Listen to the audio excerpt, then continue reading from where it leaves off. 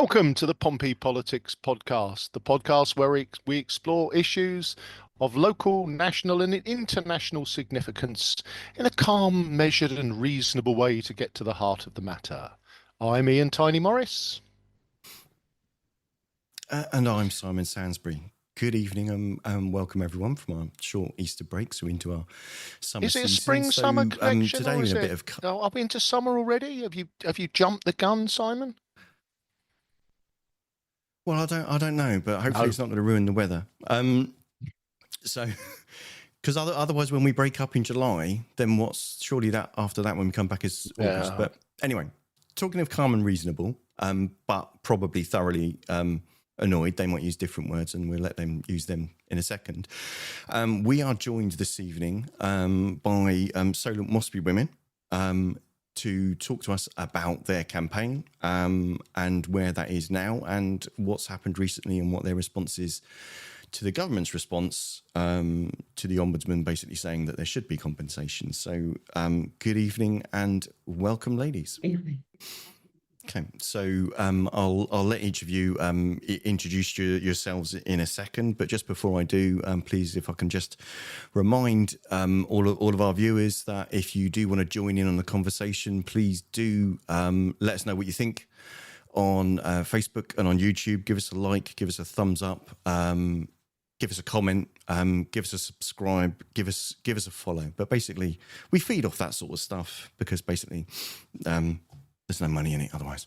So if I can ask you first, Sheila, if you can introduce yourself and talk around how you got involved in the WASPI campaign. So my name's Sheila Simmons, and I'm the coordinator for the Solent and Isle of Wight WASPI supporters group. And I've been involved in the campaign since about 2016. I was born in March 1954. And I expected to get my state pension at 60. And I finally ended up getting it when 5.5 years late in July 2019. Now, there'd been two Pensions Acts leading up to that, one in 1995 and one in 2011. And I didn't know anything about the first one. And the second one, I was only alerted to when I did finally get a letter from the DWP, and I know many people didn't, telling me about the second increase when I hadn't been aware of the first. So talking to other women, I realised there were lots of people who didn't know about these increases and the huge impact it would have on their retirement plans. And so I then heard about WASPI and I thought it was a big injustice. And so that's when I got involved. Okay. Lovely. Thank you very much, Sheila. And if I can then come to Barbara, if you can tell us how you got involved. Yes, I'm Barbara Wild, and I did know about the 95 Pension Act, so I was aware that I would be waiting until I was 65 to get my state pension. I was born in May 1955. But my reason really for joining WASPI was because I was absolutely devastated by the 2011 increase, which actually accelerated the transition period and in my case added another whole year onto my pension age. And I think really I'd become very aware of the difference that time made when my friends who were 5 years older than me had begun to retire. And I was aware, good grief, I'm going to have to wait another whole 5 years, I thought at that point. And then when I came back from sick leave, having had throat cancer, being absolutely broke because I'd gone down to half pay, feeling still unwell, and then to find that I had another whole year to wait when I was already really struggling to see how I could get through to the age of 65. Well, I was devastated and very glad when I heard about WASPI to be able to join them. Thank you very much for sharing that, Barbara. Amanda, if I can ask you the same, how did you get involved? Hi. Well, I'm kind of more involved in the back room, really, locally, helping WASPI to set up their Facebook presence and things like that. I don't take myself up to the Houses of Parliament, alongside Sheila and others who are very valiant in doing such things. But I don't do that because I'm a bit too vocal, and I would probably rock the boat a little too much, and say the wrong things directly to the right people. But you know, I'm very much part of the campaign in the sense that I support it. I support the women who, you know, go out of their way to do it, and to champion us, all of us women. I was born in November 1954, towards the end of November, and I'm in that 6-week bracket that copped for the lot, really. An estimated loss of pension of £49,000. And the upshot of that for me was, I've got lots of detailed stories with dates, actually, which suggest that women didn't know at all. And not only women, people in authority didn't know either. But we'll come to those perhaps a little later. But yeah, so I suppose one of the biggest things was that I was forced to sell my house because my mortgage went up to £800 a month, just around the time that I bowed out of full-time working for many, many reasons, and went from a 3-bedroomed house to a 1-bedroom flat, and still could hardly afford to live. And I'm actually still working to some extent now, and I'm 70. Thank you. Thank you. Well, thank you very much for sharing that. And last but not least, Catherine. Hello. Well, how about yourself? I'm the oldest one in the group. I don't usually reveal my age, but I'm one of the people who I marginally qualify for WASPI. I am a 1950s woman, but I was born in 1950 at the very end of the year. I was one of the few people who was actually told face to face that there would be a wait for my state pension. I'd returned to the MOD at some vain hope that my career would, my stagnating career, I thought I might be able to sort of boost my income. And I went to the MOD, and my executive officer actually placed a table in front of me, which actually showed that I would wait 9 months. Well, 9 months in the scheme of things for your pension. And I was only, I was 44 at the time of the act. I thought, well, that's not too bad. And I didn't give it any more thought. It was gone. I had no follow-up letter, nothing from the DWP, and I didn't give it any thought. But over time, it must have been in the back of my mind.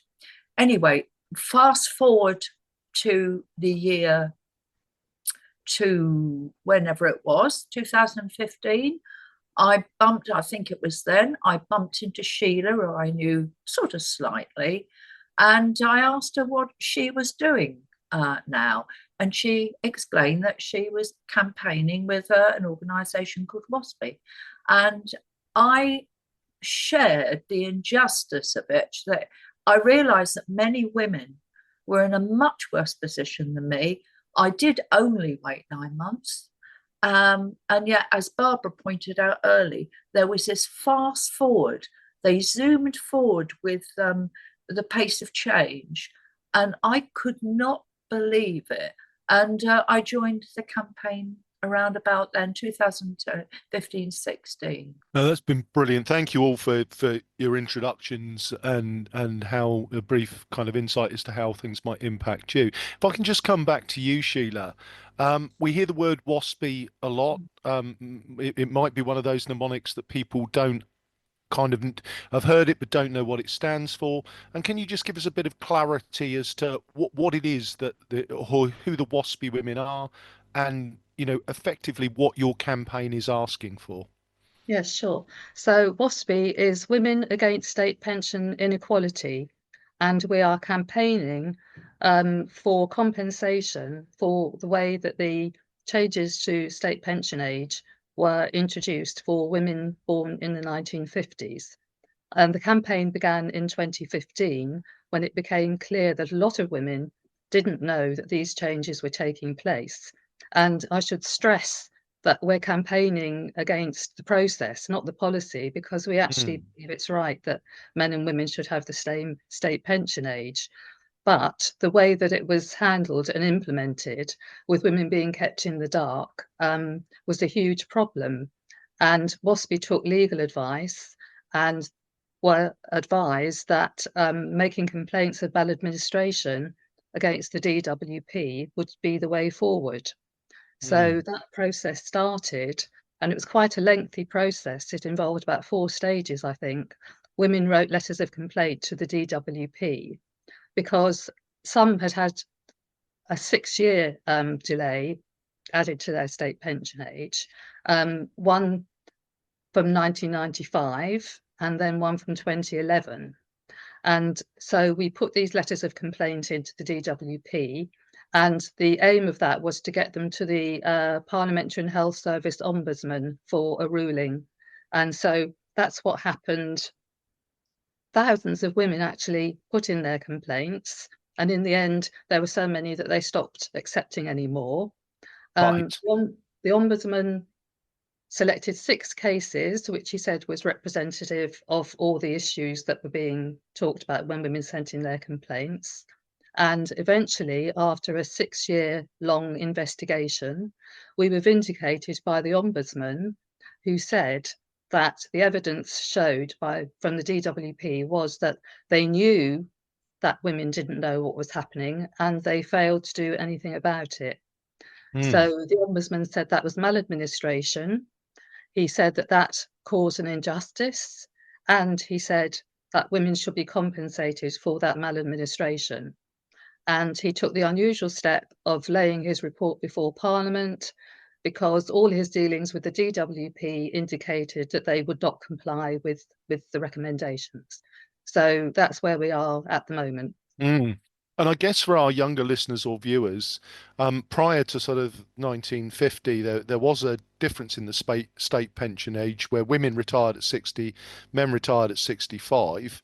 And that was looked to be equalised. And I guess part of it's about the communication, isn't it? And I think sometimes we have to frame things that, we don't understand why, that people can say, well, did you not see it on Facebook back in the 1990s? And I guess the answer is, we live in an age of social media communications. 30 years ago, it was a whole different process. And I think if I understand you correctly, it's that lack of clear communication of the changes which are at the heart of your concerns.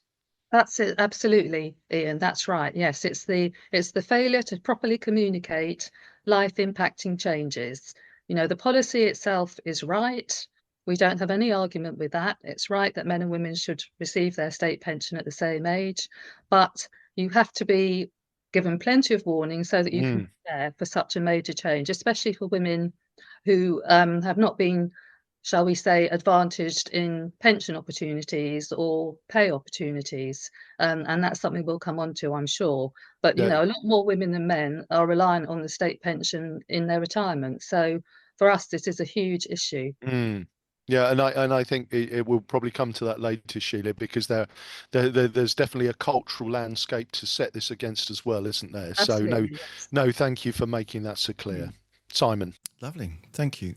So Barbara, if I can ask you, can you share some experience of how WASPI women have been affected by the changes? Absolutely.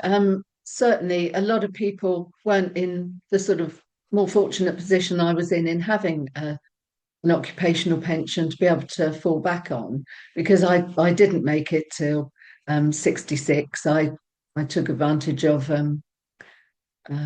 voluntary redundancy at the age of nearly 62.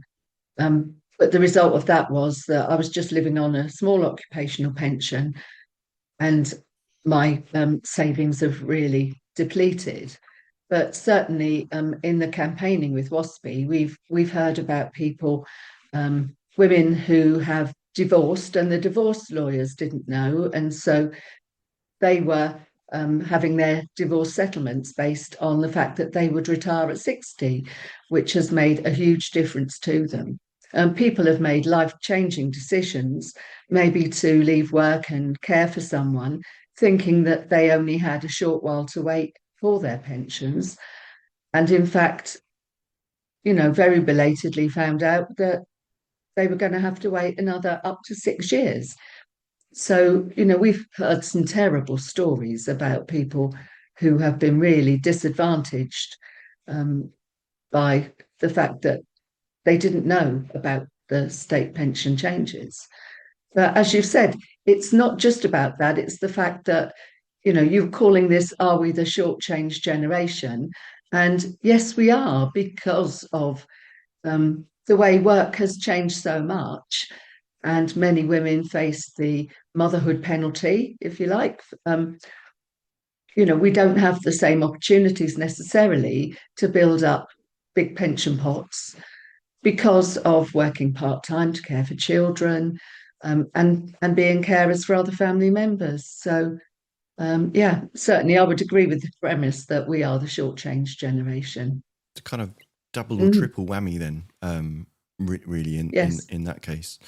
Amanda, did you have anything to add on experiences and examples that you've seen or that people have shared with you? Yes, certainly. I mean, I can speak probably more about my own experience than other people's, but I would like to start off by saying that also having a half occupational pension, so I've got 17 years worth of occupational pension, that I am better off than thousands and thousands of other WASPI women. But nonetheless, it has impacted me hugely. And so I think the best way to illustrate that is to tell you my personal stories, or the parts of it that might be helpful. Please and do. I am one of those women that Barbara spoke about. I divorced, and there was a complication to my divorce. But in that divorce, I was with a fairly local solicitors, and they made a bit of a mess of it all. But those solicitors did not mention that this change in the pension age was happening. I didn't know anything about it then. The process started for me on the divorce front in 1999, so that's 4 years after the first act. And it wasn't mentioned. But the divorce didn't actually happen then, although it was being predicated on pensions alone. So the only benefit that I would get from my ex-husband was based on my pension income, his pension income, when those would kick in. And my state pension is down. It's documented from that solicitor as being going to happen when I was 60. So that was all part of the negotiation as to how much I would get a portion of my husband's pension, but predicated on when my pensions kicked in. So that was the first little bit of that. But because that lawyer, those solicitors were found not to be doing a very good job, the case actually went to the Law Society and was put under scrutiny. And it was under scrutiny for 2 years. Nobody from the Law Society said anything either. Then when they had concluded their inquiry, all the money I'd paid to the solicitor was refunded. And I was fortunate because I was apportioned a lawyer for free somewhere else in the country, completely different area of the country. So that was useful.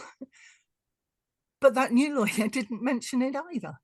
Wow. And so my divorce settlement, so this actually spanned from 1999 to when my divorce actually was finalised in 2006.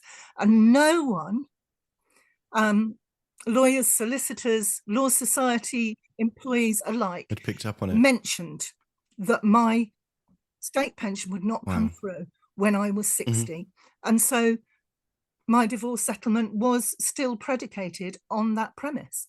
And that's really what led to my having to sell the house, because I also, in that time, having left my husband after a couple of years, bought a house, and the mortgage was based on my income and what my income would be.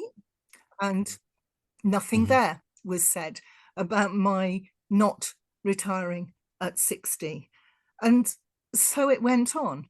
And so we can see that if officials like that, people in the business, mine was one of the, when we first started, mine was one of the first cases. I think there had been 3 prior to me where a divorce was predicated on pensions alone, or at all.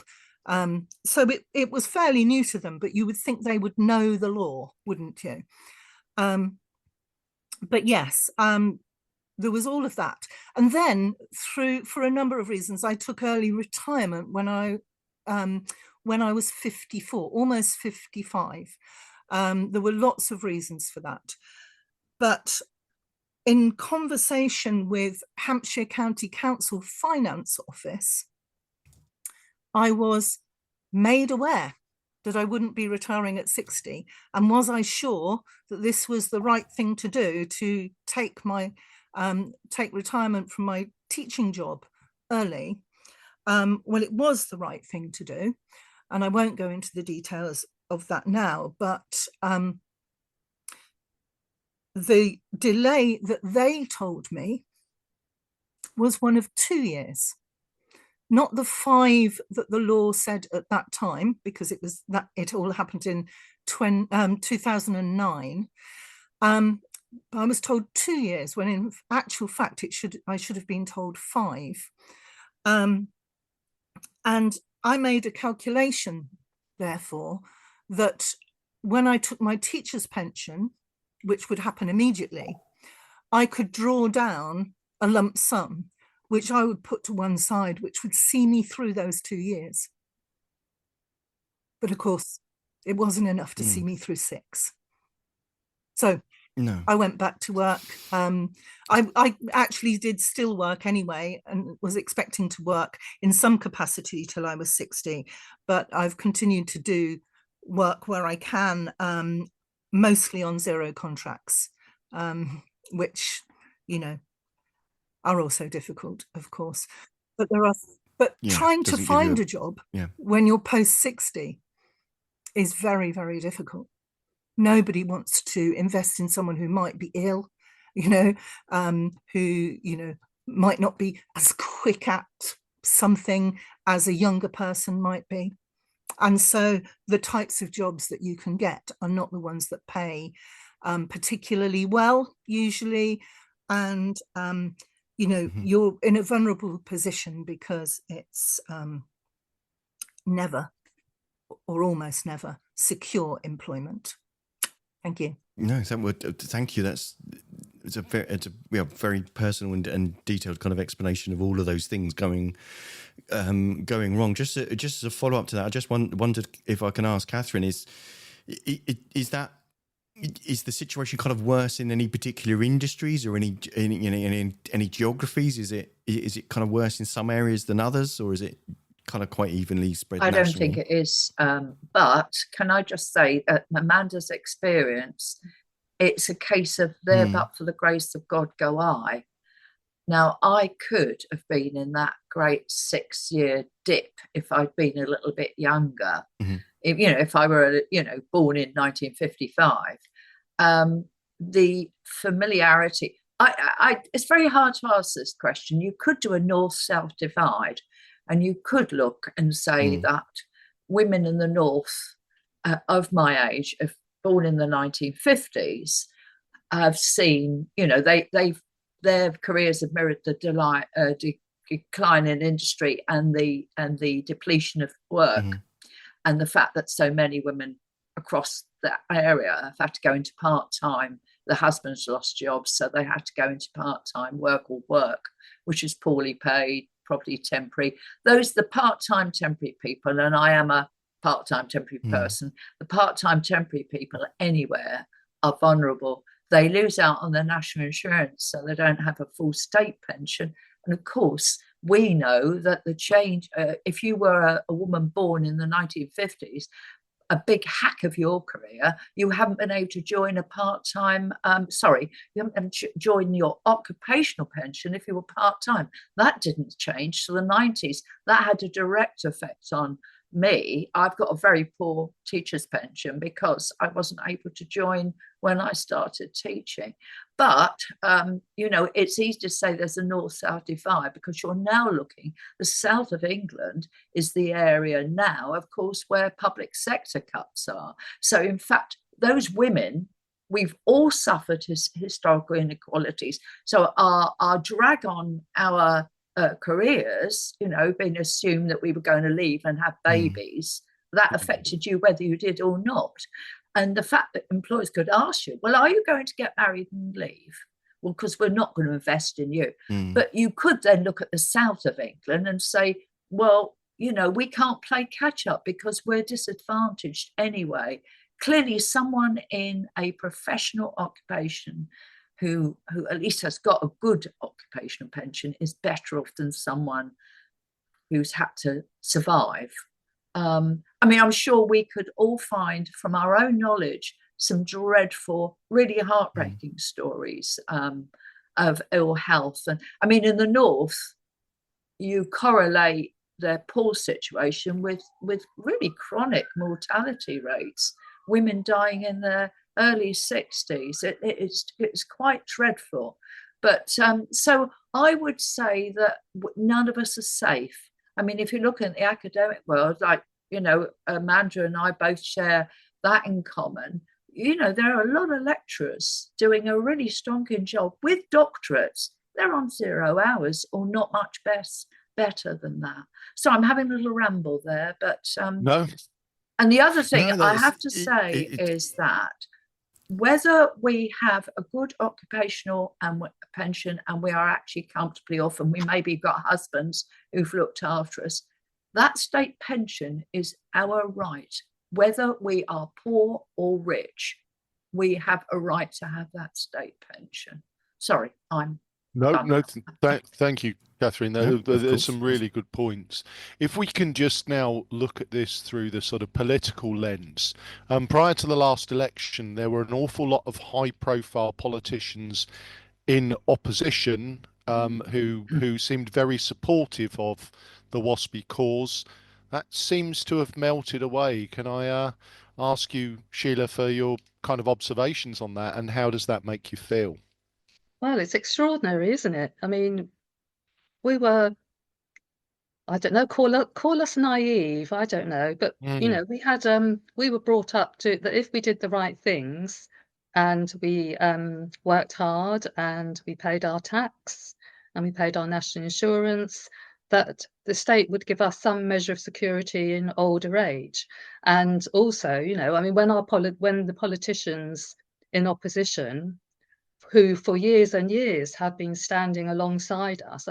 I was amazed in December to see my photo go, plastered across the media with Liz Kendall, because she had volunteered to come and hold a placard to say how much she supported us. And yet in December, there she was, not only saying that we weren't to have compensation, but actually blaming us for the situation that we were in.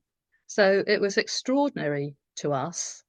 And she wasn't the only one. Keir Starmer previously had spoken about the historic injustice we had suffered, what WASPI women had been through. And they accused the previous government of kicking the WASPI can down the road or kicking it into the long grass. And then they turned around and kicked us in the teeth. So we were outraged, we were baffled. And locally, I mean, both our MPs in Portsmouth had been supportive of us. Now, we realised that that ministerial responsibilities preclude people from straying too far from the government line. And so we're hoping, for instance, that Stephen Morgan is doing what he can behind the scenes to help us, even if he can't speak publicly as he used to. But, you know, we know that a large number of Labour MPs support us, and that's across all wings of the party. And that's been proved in Westminster Hall debates since the election and since Liz Kendall's announcement that we weren't going to get compensation. And, you know, they've all supported us. And the only Labour MP to disagree in those debates has been the Pensions Minister, Torsten Bell. So I don't know, it's baffling, really. And also, we think this is probably why the Ombudsman laid the report before Parliament. You know, the idea is for Parliament to make the decision, not the government. And the government actually is the perpetrator in this case and has set itself up also as judge, jury, and sentencer. And that is actually disrespecting us. It's disrespecting the Ombudsman because it's undermining the work of the Ombudsman, and it's disrespecting Parliament, we think. So, you know, a mixture of emotions, but I suppose bewilderment is probably the main one, followed by anger. No, I think that seems very reasonable. I'm going to ask Amanda, because you said you might be a bit more forthright, and I think Sheila's been pretty forthright there. How does it feel, Amanda, that everyone was happy to stand shoulder to shoulder when it was felt like it was politically expedient to do so? Now can't remember ever supporting you. How does that feel? Well, it's a despicable situation, to be frank. I have a history with the Labour Party, and you know, I've done a lot of battling online for various causes, including WASPI. But I don't want to get into the personal issues here. I'll save that for some flag waving outside of a certain office on Albert Road, perhaps. Absolutely. No, and it is very, you know, again, we've discussed a number of political topics, and you know, Simon and I often remain a little bit baffled at the moment, which is, you know, there are things, the current government has a huge majority, could effectively do anything it wanted to, and is making some interesting choices. So I won't be drawn any further. I think. Sorry, is Can there I somebody else just who wants to say, come in? though? I think Of course you Barbara can. Can I Yeah, just say sure. that I feel utterly Yeah. betrayed, because we did have such warm words from Stephen Morgan, and it's not just him. Sheila, Catherine, and myself were there with Rachel Reeves at the when she was sort of advertising her book, and she was there with us with the banner. And now she's Chancellor. No, we're not to have any money. It is a real betrayal. I certainly was so pleased when we got 2 MPs from Labour in Portsmouth, and I can't tell you the depth of my disappointment and feeling of betrayal with the Labour Party. It's beyond belief the way they're behaving. No, thank you for being so honest with us. It is slightly difficult to understand. Simon. Especially with the Lib Dems and their tuition fees experience, you'd have thought that Yes. Still scarred, Simon. Yeah, get over people would have it. learned You're from still it. scarred. Move on. Yes. You've all kind of alluded to it. So in March last year, the Parliamentary and Health Service Ombudsman recommended the compensation would be paid to the affected women of between £1,000 and £2,950. Not really kind of life-changing sums, considering you know, the examples that we've talked about here. What sort of difference could that make if those payments were going ahead? Can I just put that to Sheila first, and if anyone else wants to come in, by all means, please do. No, they're not life-changing sums of money, but actually a lot of WASPI women are in very straitened circumstances, and they would welcome that money. They would welcome any amount, really. But of course, You know, they've used up whatever small amount of savings they've been able to make, trying to tide them over from when they thought they would get their state pension to when they actually got it. And they are in very, very difficult circumstances. But having said that, I think we would say that the amount that the Ombudsman has recommended is not actually commensurate with the level of injustice that we have suffered. And in fact, the Ombudsman did accept that the cases he looked at possibly were not the worst cases, and that there were women outside of that particular sample that he looked at who had been much worse off or badly affected by what had happened. And the all-party parliamentary group who supports us in Parliament, they had recommended £10,000 for the worst affected. And so we would say possibly that what the Ombudsman is recommending as a minimum, but it is important that women get compensation. Yes. And is there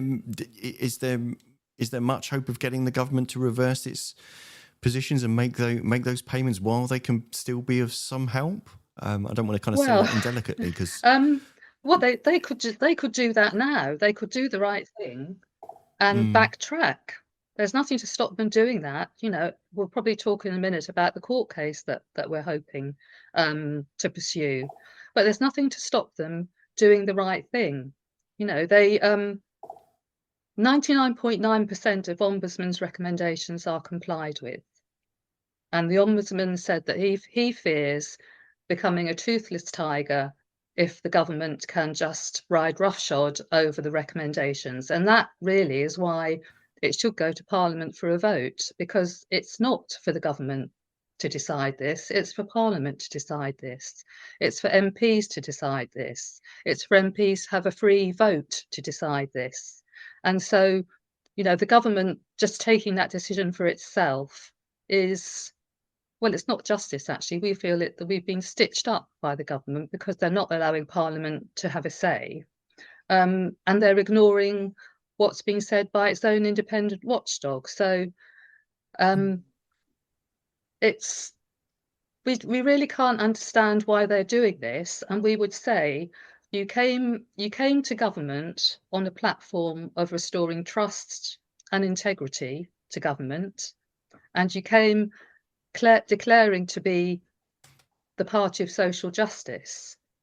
So if you are the party of social justice and you believe in trust and integrity, then reverse this decision. It's very simple. You know, we don't have to go along this road of court action. They could just do the right thing now, and we really urge them to do that. Thank you. Did anyone want to add anything to that one at all? I do think, you know, that is a very small sum. However, it is a gesture in the right direction. I mean, we're owed, not me, I'm not going to gain anything by it. I don't fall in the bracket and I don't want it. But it would be an apology and some sort of acknowledgement that women have been wronged. You know, if you add that money, you know, I mean, it's a trifling sum, but, you know, if you think a lot of us have lost the winter fuel payment, because a huge amount of women will never qualify for pension credit, even though they haven't got anything. And, you know, it just would have made some kind of reparation. It's not enough, but it would have been a start, you know, maybe a basis for further talks. I don't know. But, you know, it's, as everyone said, betrayal is the key word here, isn't it? Could I add something here as well? I agree with everything that Sheila and then Catherine have said, of course. But I think it also needs to be noted that women have died waiting for this. They have died in debt waiting for this, and that debt then gets carried by their families. It's not just about the women. And in many cases, lives have been shortened by not having this money.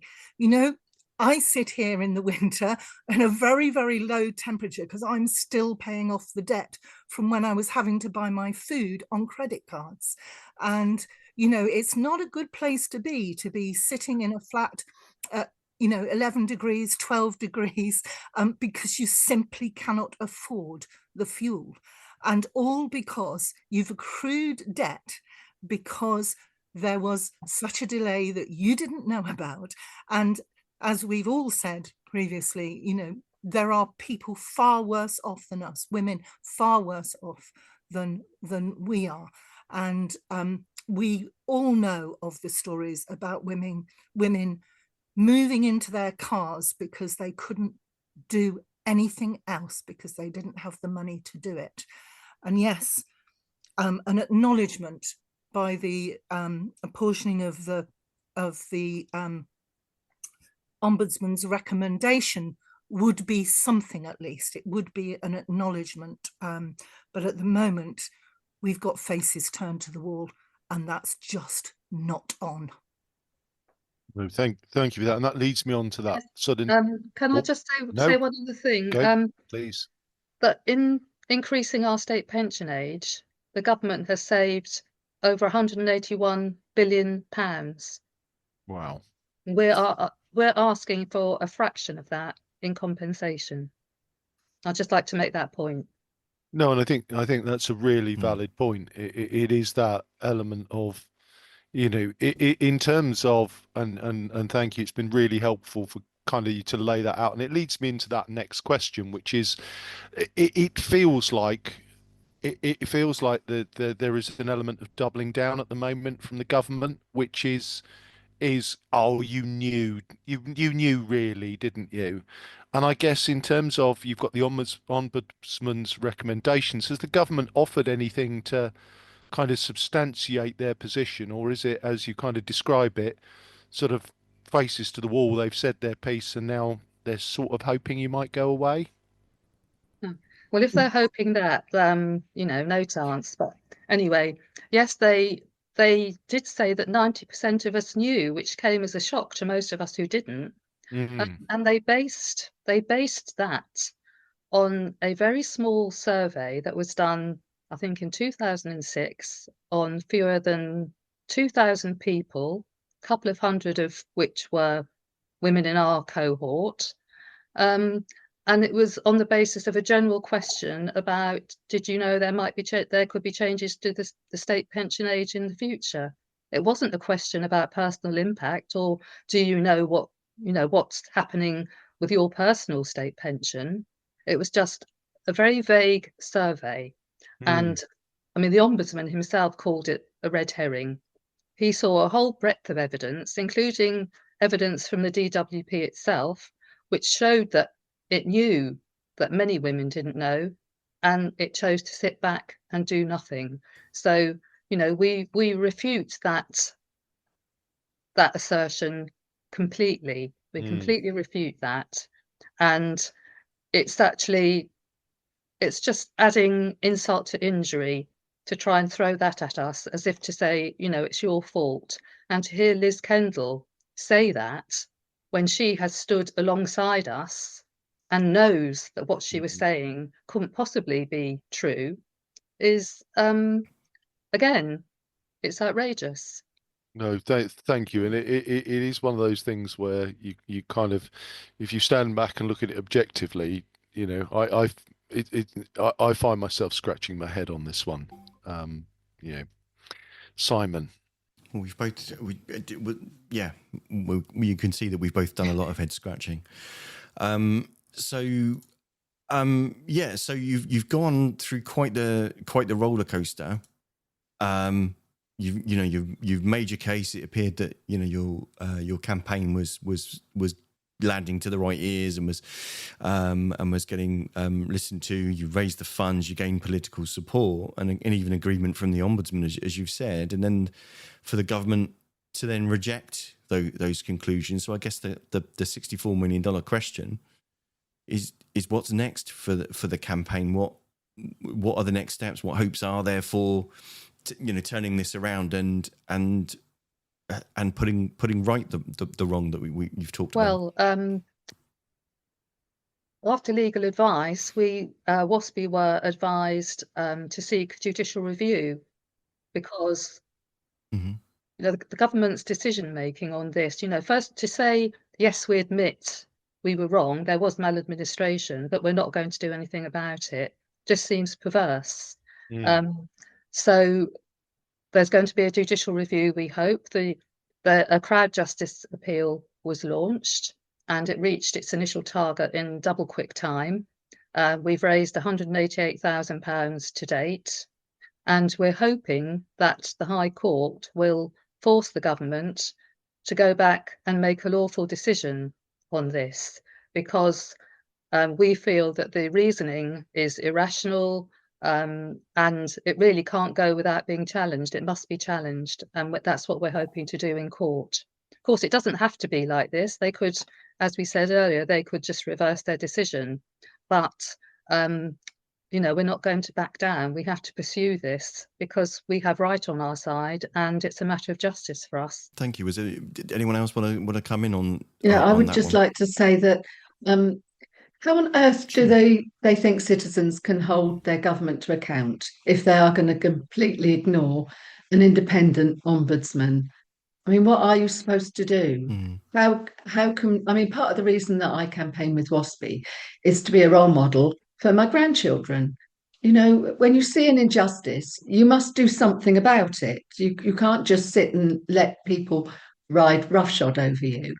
And that's what I hope to teach them, even though they think it's quite funny if their nan is shouting in the street, waving banners. But we must be able to hold our government to account, surely. And I can't see how they can just ignore the ombudsman. I'm so glad that we are pursuing this through the courts. Brilliant. And I guess we've reached the end of our questions. Just to kind of close the show out, if any of our listeners and viewers feel moved by what they've heard today, how can those of us that are not WASPI women support you in your campaign for justice? Well, you could donate to our Crowdjustice appeal, for one thing. There's a link there, which I think, are you going to show Simon the link? Yeah, I can put it back up. There's a link to the Crowdjustice page on there, which also gives the legal updates and explains the case in far greater detail than we've been able to do today. So we would welcome that support. You can follow us on Facebook. The WASPI campaign has 147,000 plus followers on Facebook and around about 30,000 on X, formerly Twitter. You can find us also, Solent WASPI, on Facebook and on Twitter.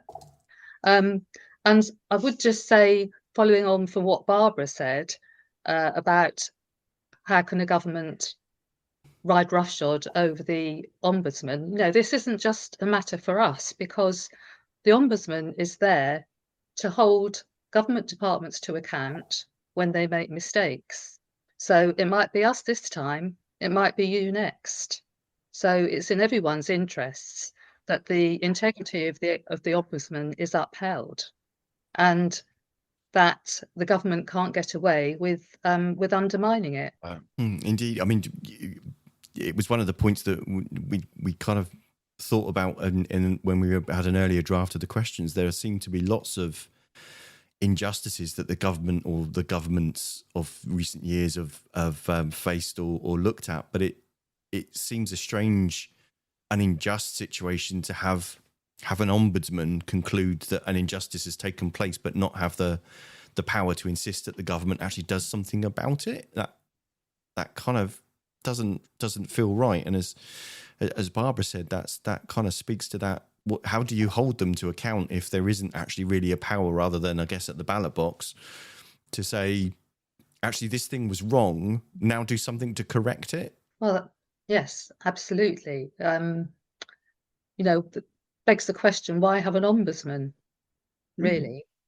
And, the ombudsman conducted a 6-year investigation, a very thorough investigation, and produced a report. And there's the government just undermining it and cherry picking dodgy survey results to justify itself. And well, it seems it's bizarre, isn't it? It's absolutely bizarre.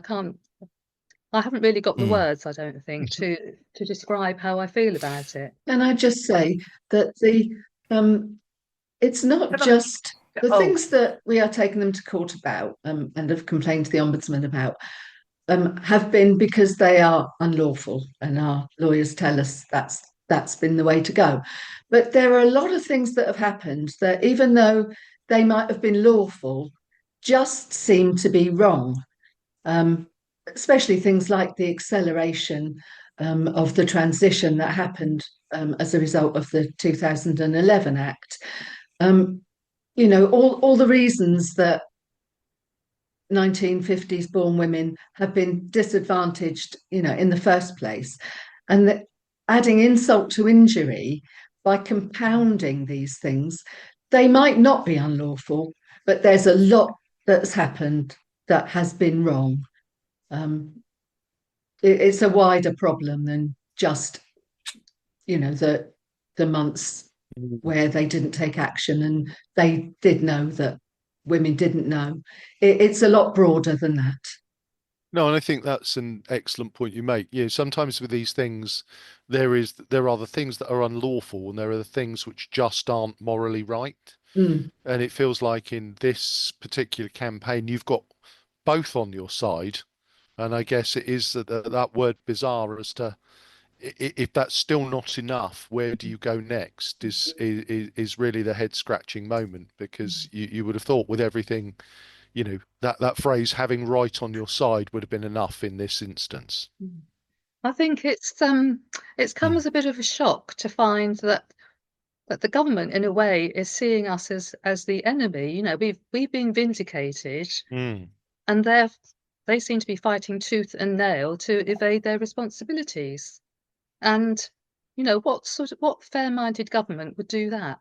It's a rhetorical question, but No. Yeah. We do. If we had the answer to that one, I don't think we'd be here on a Sunday evening. But could I just make a little suggestion? Of course. I'm not. If any, I mean, we do encounter doubting Thomases, and they don't believe that we didn't know. You can know something because your friend told you. That is not the same as getting a letter from the DWP.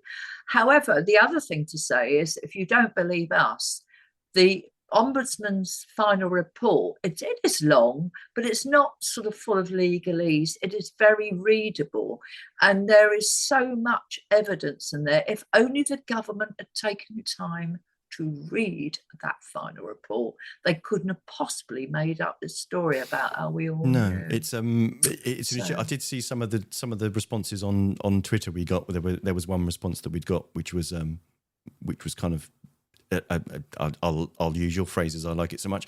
There was a doubting Thomas of the, and basically kind of questioning that. But on the flip side of that, in the comments, as I'm sure is no shock to yourselves, we've got lots of comments of support saying that you're doing an amazing job, saying that it's not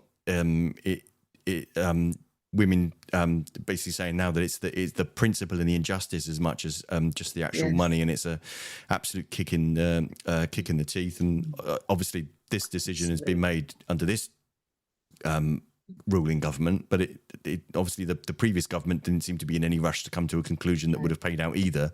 So it's not like it's a party political thing to kind of say. But Kimberly goes on to say that the WASPI won't go away. You fought so hard, and a fine example to women and the young women everywhere to fight for what is right. And it's shocking in this day and age that women are still having to fight for their rights. Sal said, well done all, you've put the case really clearly and not going away until you get justice. And Jill gave her thanks to all four of you for putting that across. So that's kind of seems to be is almost even stranger, doesn't it, in the sense of there is that level of public support, for the campaign and actually to counter the injustice. But just sadly not the right decision yet. Hopefully they can change Well, their you'd mind hope from that the government. local election results would sort of give them a bit of a nudge, because, you know, obviously national decisions have played a part there, and you know, we're pretty sure that our case was a factor in that. It might not have been the main factor, but we know that we do have public support. So, you know, a government needs to listen, doesn't it? It really needs to listen. Oh, absolutely. So Yeah. we'd like to add our thanks to those of the people who've been commentating, because you've done a fantastic job this evening setting out, you know, really helping to educate. And it is clear that you've got right on your side and public support. So we'll keep everything crossed that eventually justice will prevail for you. So thank you. You've been listening to the Pompey Politics Podcast. I've been Ian Tiny Morris. And I've been Simon Sansbury, and our guests this evening have been Sheila, Amanda, Catherine, and Barbara from Solent WASPI. Thank you all very much for giving us your evening and sharing those deeply personal experiences with us. We will be back next week at 6:27 when we'll be looking at Portsmouth City Council's AGM and the whole debate about if the two parties with the next highest number of votes, next highest number of councillors after the administration, both have 9 councillors. Who gets to be the opposition, and how do you decide that? So we'll get into that next week at 6:27. Please do remember to give some like, follows, and subscribes on YouTube. We'll see you next week at 6:27. Thank you very much again, ladies, for sharing that, and we'll see you Thank then. you. Thank you. Thank you. Don't forget to like, follow, and comment on Facebook, or comment and subscribe on YouTube. Find us on all the social media platforms: Facebook, X, YouTube, Threads, LinkedIn.